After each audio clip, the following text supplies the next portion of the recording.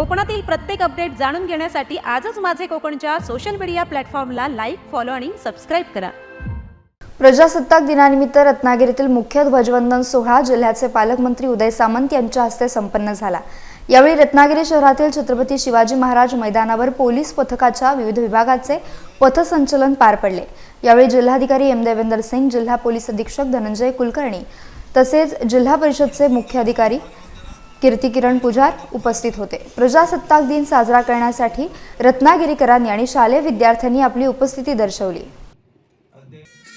या झेंड्याची शान, देशाची शान आपल्यामध्ये असलेल्या देशभक्तीपेक्षा देशभक्ती अजून जागृत करून अशाच पद्धतीने आपण शान ठेवावी ही सगळ्या रत्नागिरीकरांना विनंती करतो। आपण मोठ्या संख्येने या ठिकाणी आलात त्याबद्दल आपल्या सगळ्यांना धन्यवाद देतो आणि भविष्यामध्ये असेच कार्यक्रम, देशभक्तीचे कार्यक्रम हे प्रशासनामार्फत देखील राबवले जातील हा शब्द देतो।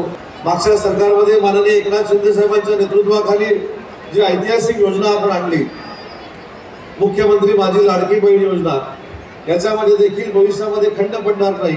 ही योजना तशीच सातत्याने चालू राहील हा देखील शब्द रत्नागिरी जिल्ह्यातल्या सगळ्या महिला भगिनींना जिल्ह्याचा पालकमंत्री म्हणून मी देतो।